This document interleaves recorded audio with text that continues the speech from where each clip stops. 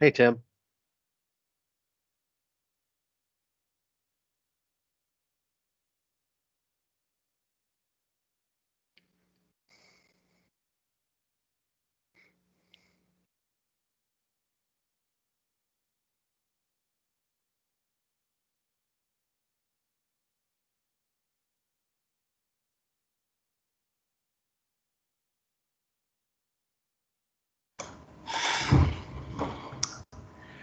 All right. Hello, everybody. Hey, Tony.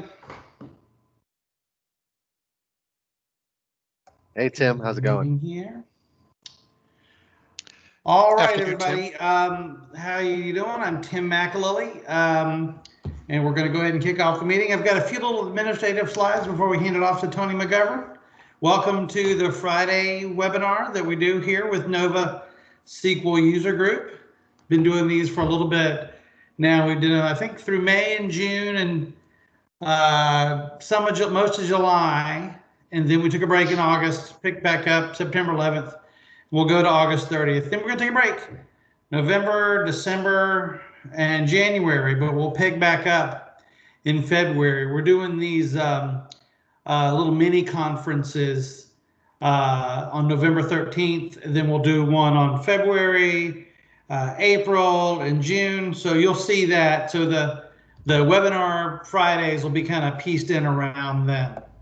So coming up today, we've got Tony McGovern to talk about choosing the right data science services in Azure. And then coming up next week on the 16th, we're bringing Jay Kumar back. He's going to talk about Azure security. It's very important that you have a good grasp on that. Remember, we talked about how we'll talk about things other than maybe Azure Data Platform topics. We'll cover some broader topics, and Azure security is pretty broad, especially with some of the new stuff they've come out with intrusion prevention, intrusion detection, anomaly detection, things like that. Then we'll have Joel Cochran here on the 23rd to talk about Azure Data Factory. Then we'll have Chris Furlis, a specialist in my section of Microsoft. He'll come in and talk about some updates to Ignite. If you need RSVPs or if you need to get some information about what the user group is doing, the Northern Virginia SQL User Group, you can go out to meetup.com/Nova SQL. And you can get information about the webinars, but you can also get information about the mini conferences that I was talking about. Or also, in addition to, you can go out to our YouTube channel, aka.ms/Azure Cloud Events, and you can see the recording today or past user group recordings, or recordings of past sessions from events. We had one on July 31st and kind of dropped the ball on recording for those events, but that was due to technical issues. Again, the YouTube channel, aka.ms/Azure Cloud Events. We've got about 30 videos out there. So go out there and check it out. If you do, subscribe, like us, don't say anything bad. Upcoming events, again, we're doing these through October 30th, taking a break and then picking back up in February. There's also an artificial intelligence machine learning user group for, the DC area, DMV kind of. And then there's a global artificial intelligence learning meetup. So you might want to go out there and check that out and see if you're a part of those meetups. And then we're doing a targeted, I say targeted because we're having a data science track, AI, ML data science track, and then we're having a data platform broader track with, it's already grown, I hate to say it. It was going to be 5 sessions, but now it's going to be 6 sessions per track, plus a morning keynote, and then a morning general session. So as best as I this sucker down and keep it pretty easy to administer, it'll be 9 to probably 5, actually. I need to update that, 9 to 5, Friday, November 13th. Conference info is posted out on the meetup site and on Eventbrite. If you want to go out to Eventbrite just to check it out, you can go to Nove 2020 Azure Data Fest, Data and AI Fest.eventbrite.com to look at that. Again, this slide information is out there on Nova SQL on the meetup site. Again, we're always looking for talent, so take a look at careers.microsoft.com. Hit me up on LinkedIn or follow me on Twitter. I don't really tweet anything controversial or politics these days. And then I Nova SQL to keep you updated on our chapter events, or email me at timothy.maclilly@microsoft.com if you have a question or something came up that you're interested in. I'm going to go ahead and let me see if I can hit record. Oh, it's already recording. Hand it over to Mr. Tony McGovern. Tony, how are you doing?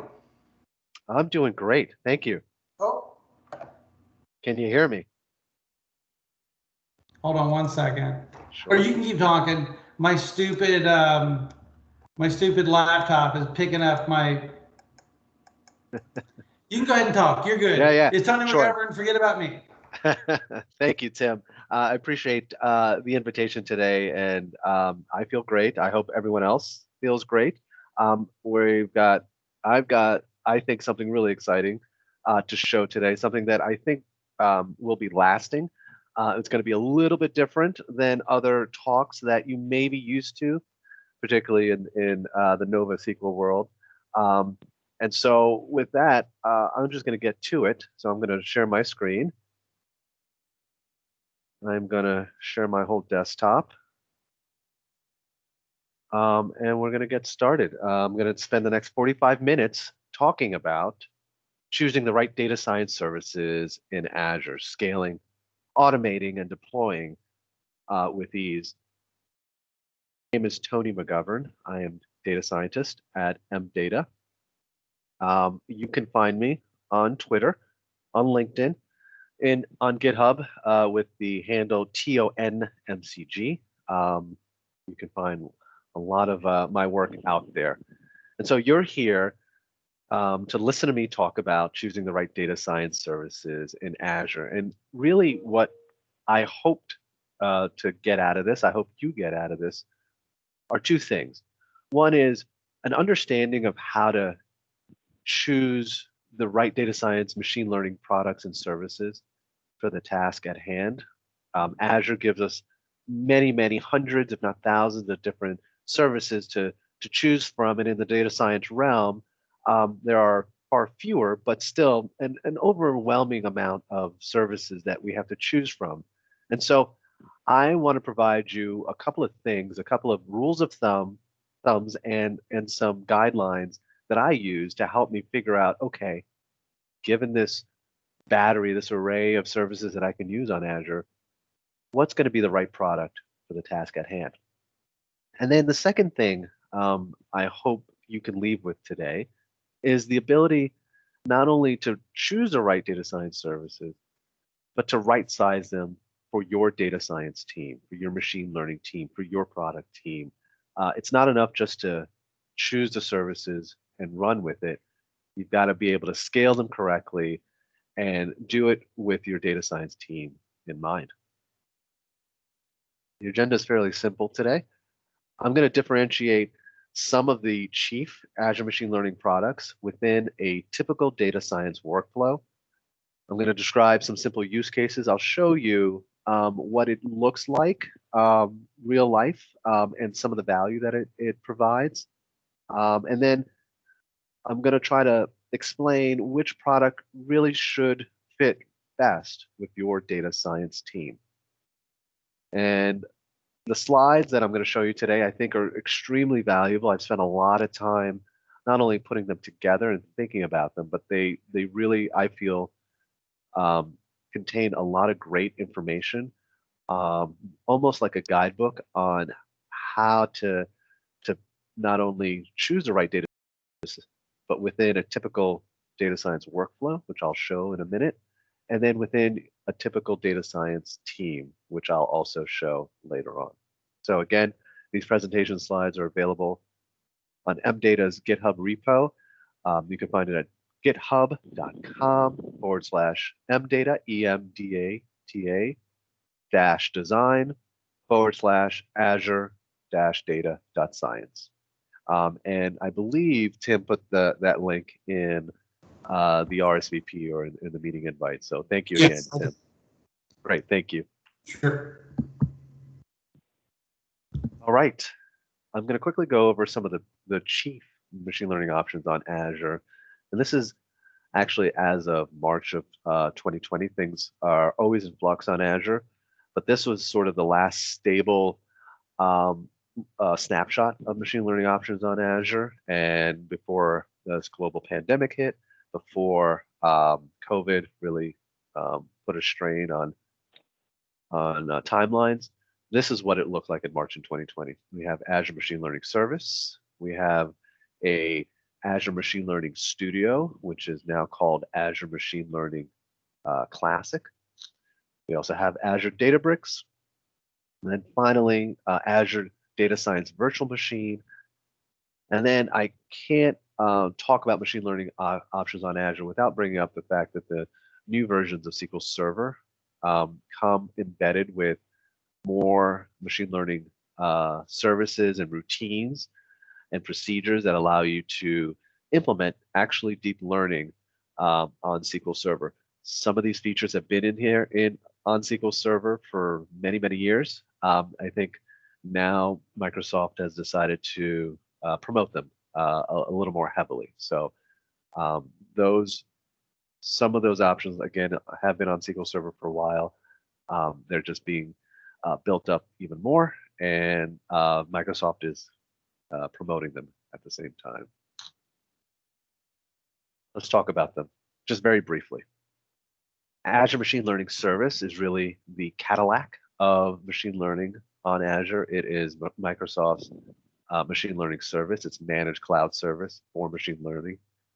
It really does enable you to create, design, build, manage, and maintain the whole data science lifecycle on Azure. You can train your models, deploy them, and use your tool or programming language of choice, including Python, R, and Azure CLI, which is very good. And you can also do it through the UI, through the Azure portal. Azure Machine Learning Studio is, I believe, now deprecated, or it is going away very quickly. It is a drag and drop GUI interface, a visual interface for machine learning. It comes pre-baked with machine learning models and tools, so you can build, experiment, deploy models using pre-configured algorithms, and it's ideal for learning about machine learning. I'll show some of it later on, especially the interface. But know this, Azure Machine Learning Studio is going away. It's now called Azure Machine Learning Classic.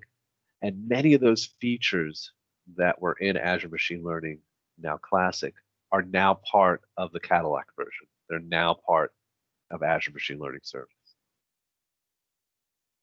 Azure Databricks is an Apache Spark-based analytics platform. It's got integrated notebook interface, and what's great about it, at least the value for me, is that it seamlessly integrates with Azure Active Directory and many of the Azure data services. It's another one of these end-to-end full data science lifecycle tooling.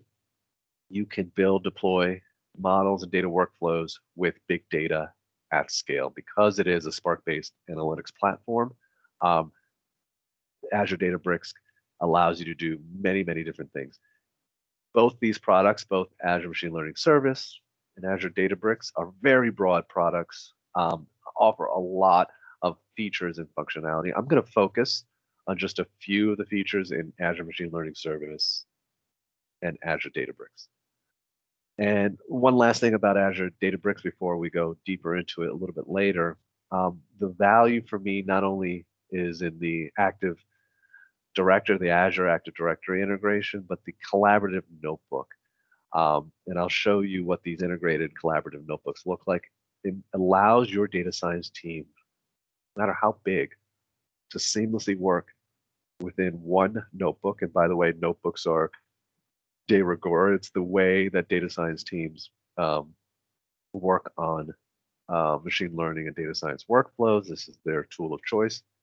But in Azure Databricks, these notebooks, many people, many folks on your team can work in one notebook, in different sections of the notebook, and share with each other inputs and outputs, which really makes it a truly collaborative platform. Then finally, Azure Data Science Virtual Machine and SQL Server Machine Learning Services. Azure Data Science Virtual Machine really is a prepackaged virtual environment, pre-configured with a Python environment and other tooling that allows you to take a look at data science and machine learning and learn about it. And for me, it's ideal for a teaching workshop. If you're giving a all-day training and you want everyone to have the same Python environment, you want everyone to have the same access to a GPU, Azure Data Science Virtual Machine really does fit the bill. It gives you a pre-packaged, pre-configured data science environment. And as I mentioned, SQL Server and Machine Learning Services. This is, in my mind, more of a marketing scheme, although you can do lots of great things on SQL Server Machine Learning Services. A lot of those things you could do for many years. But now SQL Server allows you to deploy deep learning models and use the data. And one of the great benefits is because the data and the models reside very close to one another, you get outputs and you get results much more quickly than you would otherwise, where the data resides somewhere else, the models reside, another place, and you have to, and they have to meet somewhere in the middle. And of course, before I move on, I do want to mention if there are any questions, any comments, or anything you need me to go over or repeat or explain more fully, please feel free to do so in the chat window. Tim, I'm gonna lean on you to let me know if there are any questions that I need to stop in. Yeah, you keep on driving, and I'll watch out for the Q&A. All right, great, thank you, Tim. Sure. So as I mentioned, one of the things that I think is really of value in these presentation slides is I'm going to give you, through my experience, through building models on Azure for years now, and managing and working in data science teams for even longer, I'm going to give you my sense as to what an ideal data science team is, firstly, and then I'm going to try to fit in those Azure services within that ideal data science team. So again, it's not good enough just to understand the Azure machine learning data science landscape. We have to fit it into our ideal data science team. So I'm going to quickly go over what I think a data science team should look like if you want to train, deploy, manage, and operationalize or productionalize models. We have a data science manager who really her job is just to be able to be the stakeholders that link between our stakeholders, folks who sign our checks, and the data science team. Someone who can translate what it is that we're doing, um, discuss the limitations of data science work, because data science, machine learning in and of itself, the whole process is an experiment. We don't know what we're going to get. We don't know what the results are going to be. And so it's really important for someone who not only understands that and understands the process, but is able to communicate that to the folks signing our checks. I like to have a data analyst or a BI analyst, someone who can do what I call light machine learning or light data science, basically taking a look at the data, taking a look at dispersions, the essential tendencies of the data, doing summarizing the data, aggregations. Someone who can work in a notebook environment using R, Python, and who can also visualize and do exploration, light exploration, using either a notebook environment, Tableau, or Power BI. Data scientists, these are folks who understand models, algorithms, and understand when to deploy certain models to the data at hand, understands the objective, understands the landscape of models, and understands the limitations of each of those models. Data scientists really should build upon the data analyst work, do what I call more heavy or more serious data science. And data scientists understand R, Python, have an understanding of how the data are stored and are delivered to us either through Spark or, and then least likely case now Hadoop. But someone who understands, back end engineering, data engineering, and understands how the data are housed are really important. Data engineers more and more are vital and important aspects to our data science team. I personally feel that data engineers and data scientists should reside on the same plane. And so when I scope out my projects and I list, how expensive they're going to be, data engineers and data scientists are both on the same plane. And basically, engineers, as we all know, develop the infrastructure to house, to connect to data, transform the data, and house the data in a way that's scalable, easy to read, and consistent data throughout the whole pipeline. They really should understand those Azure data services that help them do that. And some of those tools I'll show in a little bit. Finally, the ML Ops engineer. Here's something that is not talked about, I think, frequently enough, or at least not thought about when assembling a good data science team. It's not enough just to get your data, house it somewhere, and have your analyst data scientists do analysis and put algorithms and machine learning models on top of it. Well, you need to productionalize it. You need to operationalize it. Once you your team starts getting good results, and your client, your stakeholders want to do something with that result, we need an ML Ops engineer. We need someone who understands the Azure infrastructure, who understands the model, and who understands that data changes daily. And as soon as you put a model into production, it starts to become stale. It needs to be retrained. It may need to be retrained. It needs to be managed. So the ML Ops engineer really is responsible for linking that ML application to a unified production grade platform and processes. Putting that model in production is a really, really, really, really super hard thing. And so number two, here's what I offer to you. Another thing that I hope adds tremendous value to what you do when you're assembling a team is a typical machine learning workflow. This is the workflow that I put together for my teams, and this is something that we've used for a couple of years now, and it's worked for really, really well. And I'm going to try to fit the Microsoft and Azure products and services within this modeling workflow. This really, really helps. And to have an understanding of which Service, Azure service fits within each of these nodes is critical. It's absolutely crucial. So the first cone or the first sort of stage of the modeling workflow is really defining the problem and the success metrics and performing a literature review.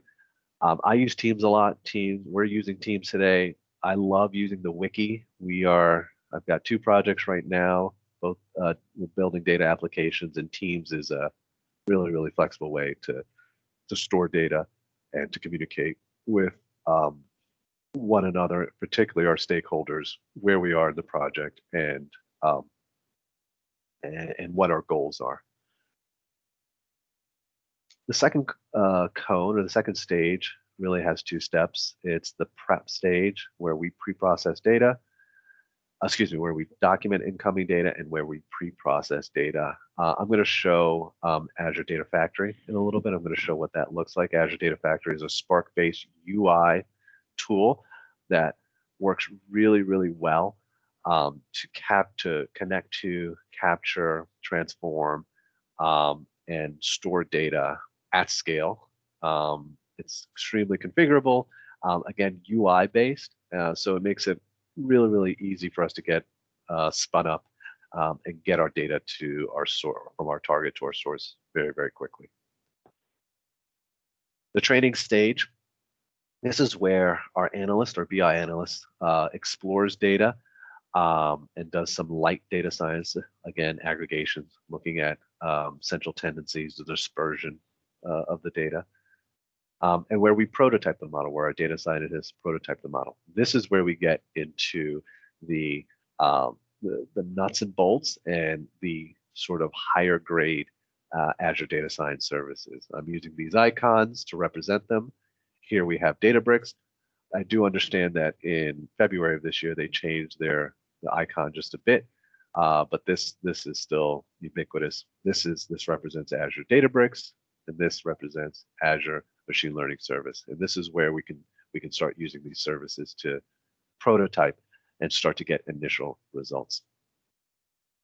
The model and serve. This is where our ML ops engineer starts to play a huge role.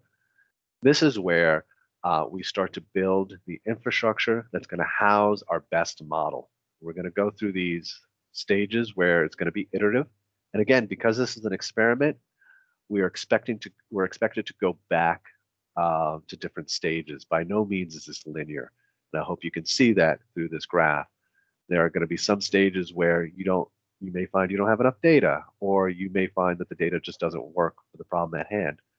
Or you may have chosen the wrong model and you need to continually try new models. Once you start getting good results, you're going to want to operationalize that model. And this is what this last stage does: model and serve. Our ML ops engineer is going to take that beautiful model that the team built. They're going to build an infrastructure in Azure around it. They're going to productionalize it, meaning it's going to be a living, breathing organism. It's going to continually be fed data, and it's going to continuously produce results to our stakeholders. And so there are some tools, particularly within Azure Databricks, that help our ML ops engineer do that. And then we're going to serve the model, hopefully some sort of REST API where our stakeholders can use Power BI, Power Query, Excel, send their data to the model, and they're going to get instantaneous results. And then, of course, we need to evaluate that model. Once it's in production, once people are using it, once they're trying to get results from it, we have to have some sort of baseline metric of how well it's predicting results. And so that's where the evaluate comes in. And again, we have any of these tools that you see, any of these programming languages, Scala, Python, R, Jupyter Notebook, those can be used within either Azure Machine Learning Service or Databricks, Azure Databricks. And so the takeaway for this is, if you go to the GitHub repo, you can see this, you can start to take a look at it and understand that machine learning, data science is an iterative experiment. And so all these squiggly lines and dotted lines, they're there to show that we need to repeat the process over and over and over again until we get a good model. Okay, let's focus up and start to talk about machine learning options on Azure. And again, I'm just going to focus on the two big products, Azure Machine Learning Service and Azure Databricks. So I'll skip through some of these slides. But for a small model, a proof of concept model, the takeaway from this slide is that this is probably, we'd be so lucky if we had available, all of these roles and these skills on one team. But if we really want to do a good job for a proof of concept model, one that we're not going to productionalize, this is what I recommend as a complement of roles and folks to fill out your team. One of each: data science manager, BI analyst, data scientist, engineer, um, two data engineers and two data scientists. We could get away with one really, really good data scientist and one really, really good data engineer, but at minimum, we should try and strive for this sort of team. And if we have to productionalize models, if we're being asked to experiment, build a model, get a good model, and make it available for others to use, here's a typical workflow from Azure Machine Learning that they provide us. This is a way that they show us what the workflow looks like to productionalize ML models. I think the takeaway from these slides is it is really, really hard to operationalize, productionalize ML models because, and I hope this graphic makes clear, this is a famous research paper out of Google. It's called Hidden Technical Debt in Machine Learning Systems. But the takeaway is much of what we understand as machine learning and data science really only resides within this red rectangle. To put that model up in production requires so much more, so much other facets, other features, other work to make sure that model works the way it ought to work. And so this is what this diagram represents. It's really the full life cycle of productionalizing and operationalizing ML models. And I can't stress this enough. The ML ops engineer really is the person that is the glue to this, right? It's not easy to do this, and we really need to find someone who understands that this is what is needed to put a model into production. Some of the key challenges is we want a model that can be easily reproducible. There's version history. Essentially, if things start to go awry, we can always roll back our versions of the model so we can start getting good results again. We need to have that infrastructure enable collaboration and share ML pipelines. We need to be able to switch on and off data. We need to be able to course correct on the fly. And so we need flexible infrastructure that allows us to do that. Asset integrity, access control logs. These are standard within Azure Machine Learning Service and Azure Databricks now, especially ML Flow, which is a key open source component of Azure Databricks, which I'll show later. Model packaging and validation. Once, if it comes time to retraining the model, we need to be able to take the current model, retrain it, repackage it, validate it with data, and then put up that new version of the model in production. Not an easy thing to do. And then we have to maintain and monitor model performance on a variety of dimensions, over data drift, over latency requirements, lots and lots of infrastructure things that we have to think about when we put our models in production. And so for the production model, this is at minimum what I recommend the data science team should look like. Definitely two data engineers, definitely a data scientist, two data scientists, and an ML ops engineer, or as I hear some other people call it, an AI engineer. I think Microsoft has a certification for an AI engineer. It's a little different, but certainly someone who understands Azure infrastructure, understands modeling a little bit, and understands how to make that model live and breathe on Azure continuously. All right. Azure Machine Learning Service, I'm going to talk about how it fits within that workflow. And before I go on, let me just do a time check. We've got a little less than half hour. Any questions so far? Well, there are three questions. Let me just kind of throw them out to you. I was going to wait till the end, but I'll throw question number 3 out first. Azure Machine Learning Studio is being deprecated by Microsoft. What product, if anything, will Microsoft offer in the place of Machine Learning Studio? Great question.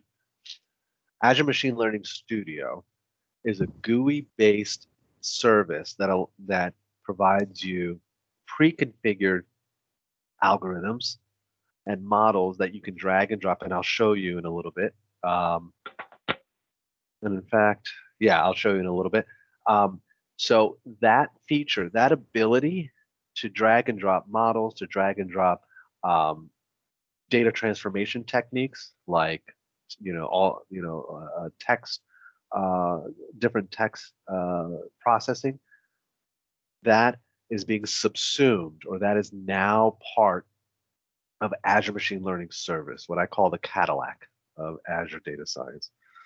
So we have Azure Machine Learning Studio on the one hand, which is a fully GUI-based, service that allows you to drag and drop models, and do the whole life cycle on small data sets. Well, all that functionality is now part of Azure Machine Learning Service. So you still have those two products out there, but really, if you want to do that drag and drop GUI-based machine learning, go to Azure Machine Learning Service and get used to it there. Does that answer the question? Looks like it. And then the other two questions are around sort of porting from other vendor ML type software. So graduate students doing projects with ML, with Google Collaboratory Pro and AWS SageMaker using Jupyter Notebooks. How easy would it be for them to port their work over to Microsoft Azure Data Science Services? So the notebooks themselves, it can be so if it's a Jupyter notebook, it does require a little bit of elbow grease. It's not, unfortunately, there isn't sort of like a drag and drop, or there's no sort of importing of a Jupyter notebook within Azure Machine Learning Service or Azure Databricks, where you're going to get full fidelity. But both Azure Machine Learning Service, which I can show very quickly, has a notebook-based interface. So you can take your Jupyter notebooks and put them in Azure Machine Learning Service. This is Microsoft Azure Machine Learning. This is the notebook portion of it. And so right here, this is a notebook that I created from scratch, but certainly you can recreate your notebooks and have them work in Azure Machine Learning Service. So that, like I said, it's not seamless, but you can do it. And then over on to Databricks. Databricks also has its own notebook interface, a collaborative notebook interface. As far as I'm aware, it'd be really difficult to translate your Jupyter notebooks into Azure Databricks. Don't quote me on that, but I would say there's probably a tool out there that allows you to take your Jupyter notebook and upload it or translate it from into the formats that both Databricks and Azure Machine Learning Service requires. I think you're good there. Oh, one more little side question. What is the Microsoft Azure equivalent to Google Collaboratory Pro and AWS SageMaker? That I am Gotcha. I don't know. What I do know is that at least with Databricks, the packaged model. So when you package models in Azure Databricks, it does have a standard model format, package model format, and that allows for portability among different vendors. And so I don't know um, if a package model, if you have a model in Azure Databricks and it's has good results and you package it up, it does have a standard format that other Azure services can consume, but I'm not sure if that. I think Google in both AWS, particularly SageMaker, can import those models and run them Right. in those services. All right. That clears out the questions. Thanks. All right, great. All right, now it's time for the show and tell. I've got a little less than 20 minutes, so I'm going to go through these quickly. Again, Azure Machine Learning Service, it's the Cadillac. Full end-to-end data science machine learning workflows can be put up in there. Microsoft gives us this workflow that gives us a good sense as to what Azure Machine Learning Service can do. I like to use it let's skip over that, but yes, so in the pre-processed data stage, unfortunately, portal.azure.com, Azure Machine Learning Service is a service within portal.azure.com. And to do any sort of data transformation, we have to spin up another service called Azure Data Factory, which is a fantastic service. And it integrates seamlessly with Azure Machine Learning Service. And so just want to show you, it's another GUI, a UI-based tool that allows you to define pipelines. Think of it as what SSIS can do with the flows. There's a data flow, there's other flows. Well, Azure Data Factory takes a lot of the same sorts of concepts and translates them into what they call pipelines. Data sets are either what your target schema, your source schema looks like, and your target schema looks like. And so, once you connect to a system, SSIS has a connection manager. In ADF or Azure Data Factory, we have something called linked entities.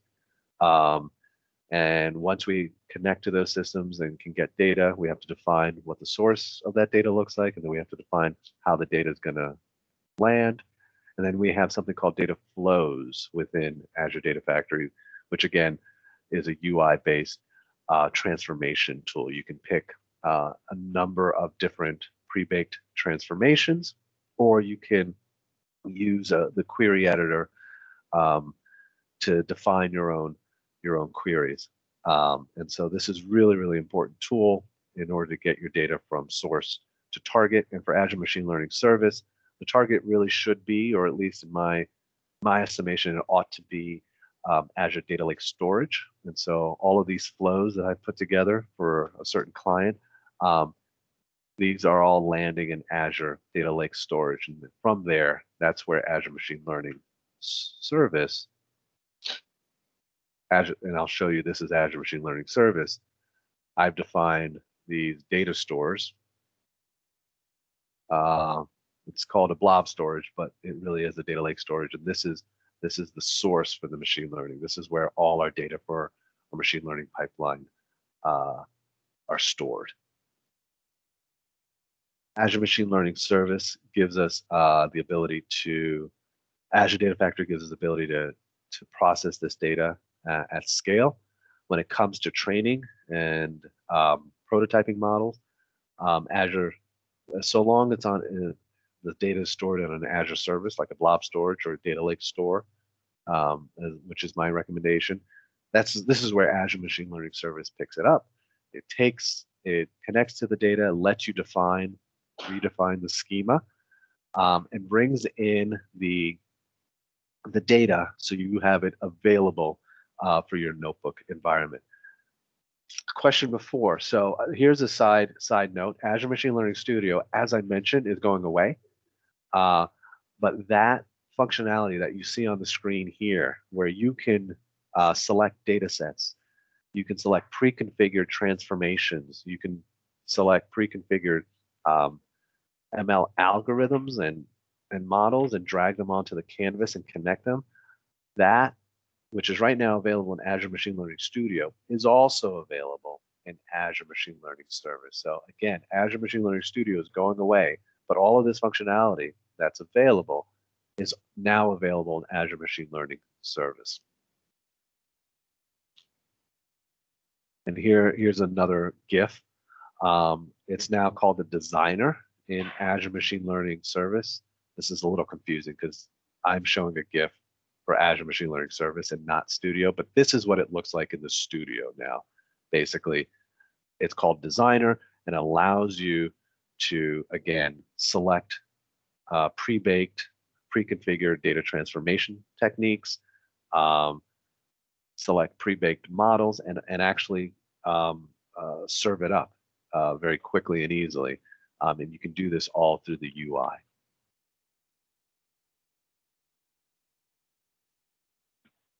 And when it comes to the model and serve portion of the workflow, Azure Machine Learning Service has a lot of great tools that helps us do that. It comes with a bevy of monitoring and logging tools that allow us to productionalize and operationalize and serve, create APIs from our model. One of the more important aspects I find in operationalizing or productionalizing models is the idea of how our data changes, how our model changes. And data drift is really important. This idea that like data is going to change over time. And so those inputs that are continuously feeding our model, those are going to change how our model operates. And they're going to change how the results that come out of the model. And so there's great built-in features within Azure Machine Learning that enable us to figure out, or enable the ML ops engineer to figure out how well our model is performing. Great. And so I'd like to skip ahead and go to Azure Databricks and show more of that now, because Azure Databricks is a third-party vendor, but it's fully hosted on Azure. It's a best-in-class, first-class, product that's made available to all Azure services. And again, the big features, and this should not be, it should be underscored that the two big features of Azure to my mind that makes this a great environment, a great addition to Azure is the Active Directory integration. So I've, like many of us on this call, I've spent many hours trying to get users onto a platform, onto Microsoft, trying to figure out how to get connections, get people connected. Azure Databricks, Azure has made that work easy for us. And then the collaboration experience for Azure Databricks is tremendous. It is really great. And the idea that you can have many people working in the same notebook at the same time, sharing data, sharing insights. Your data engineer could be at the top half of the notebook and producing results, where your data scientist could be at another portion of the notebook, ready to receive those results in real time is fantastic. So in the data science workflow, in the prep stage, Databricks has some really important features. I think I'm running low on time, but I guess what I can show in Databricks is in the, let me show you an example. Because it's a notebook environment, and because you can use Scala, Python, or R, you can bring the language of choice. And of course, you can also use SQL queries or SQL queries. It is really flexible. And so these cells allow you to operate in different languages, connect to your data, get your data, operate on Spark, again, using R, Python, SQL, or Scala, and do all the data prep and transformation that you need. It's really cool to be able to not only work collaboratively with many team members, but you're not, you can use one cell and use, excuse me for a second.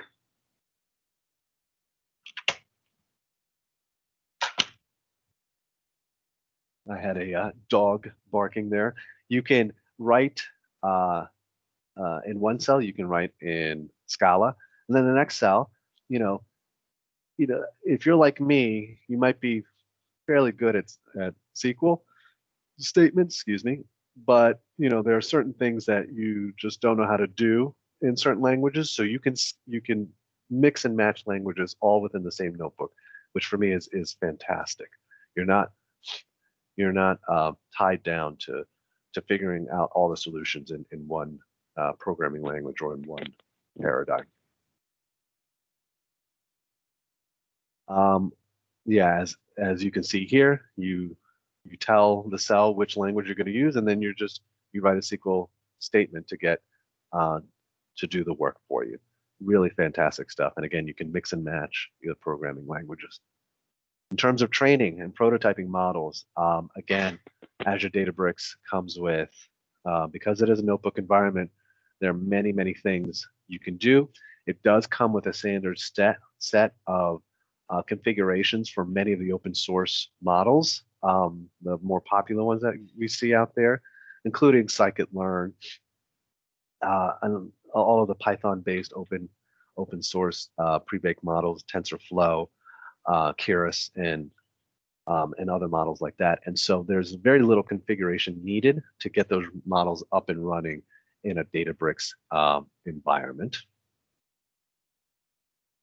In this cell, the cells, we're really just using a couple of cells to train our model and try to get get to the model selection and deployment phase.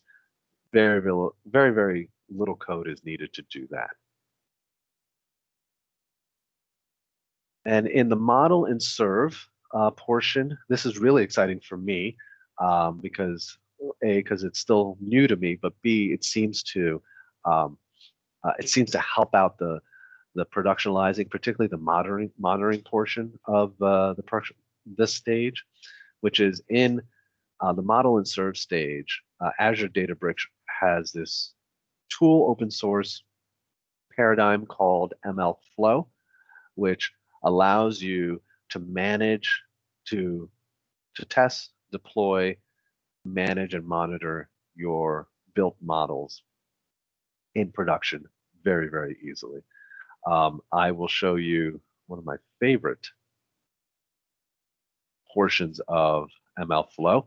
So this model,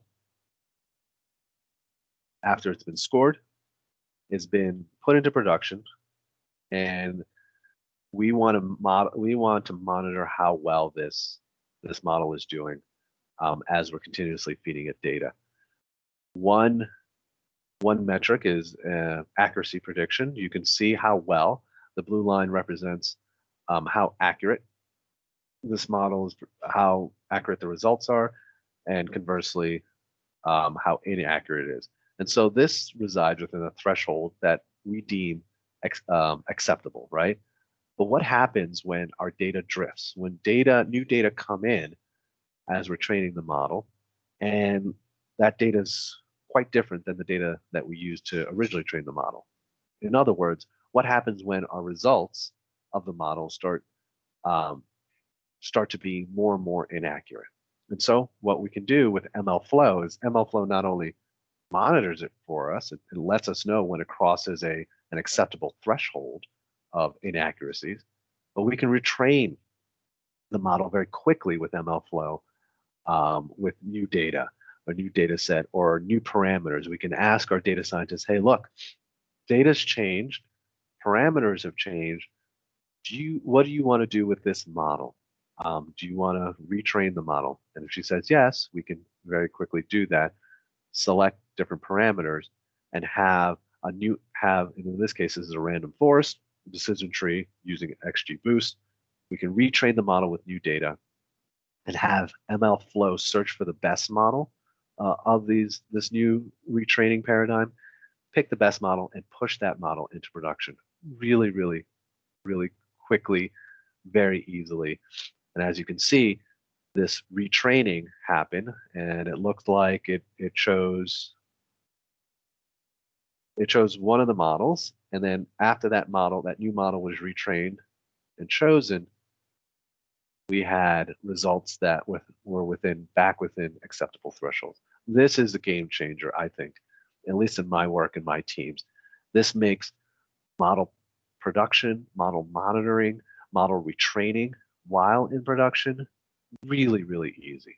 It's really just groundbreaking stuff, and it's still exciting for me because it makes our lives a lot easier.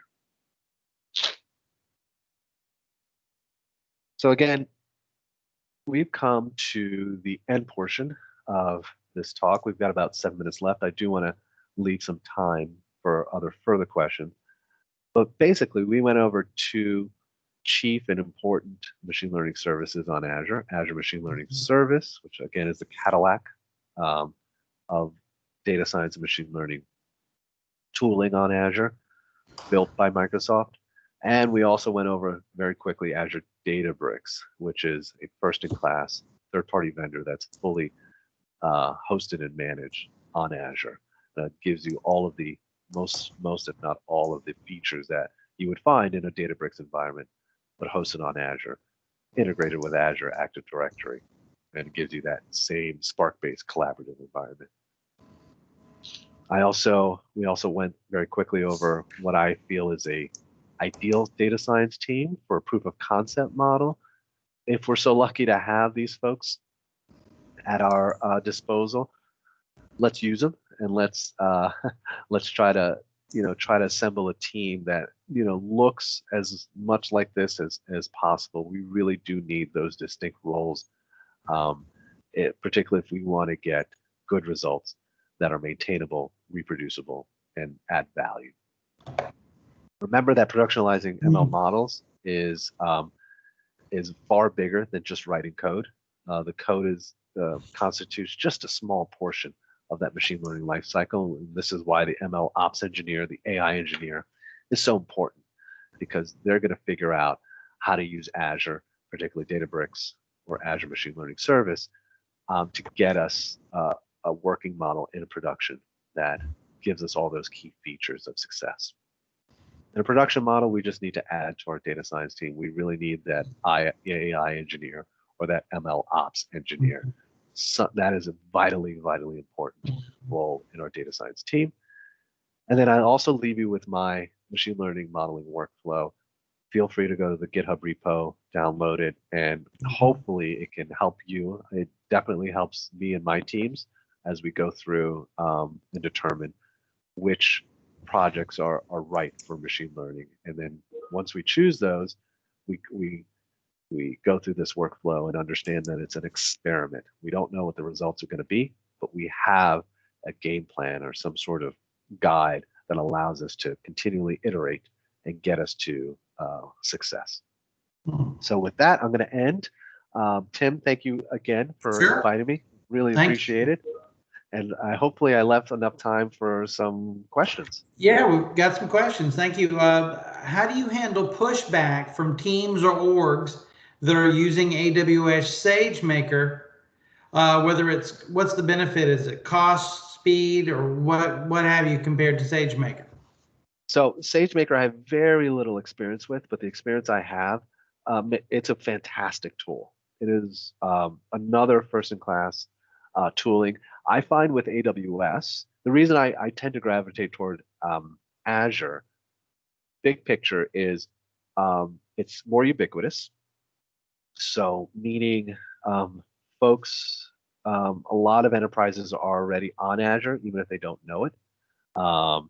And so it's a lot easier for me and my company, my teams, to go in and start building out more advanced analytics because they're already on there. I find AWS to be more, if for those enterprises that are more serious about data science, they have predefined goals, and they know, and it comes from the top down, from the executive level down. They know they have to build models. They know what it takes. They've put together the right team, the resources. And so for AWS, it is a little bit harder to get up and running. It's not as, I don't want to say user friendly, but it does require a lot more configuration just to get results. And I found that the same thing for AWS SageMaker. But so you have to have um, it requires more energy, requires more funding, it requires more know-how to get results through SageMaker. I will say that the benefits, of course, is AWS is in terms of infrastructure, it's a market leader, right?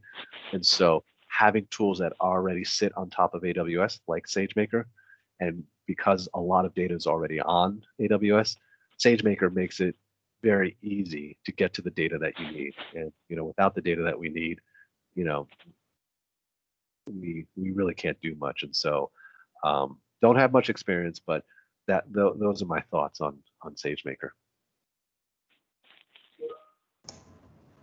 Any other questions? The person said, thank you very much. That was from Z Lu. Then the person said, thanks. Any other questions, guys?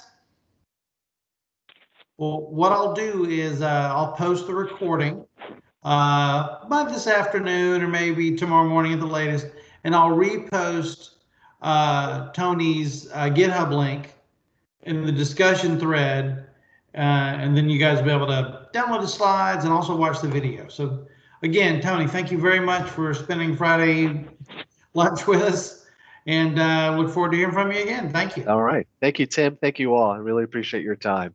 Sure thing. Thank you. Bye, everybody.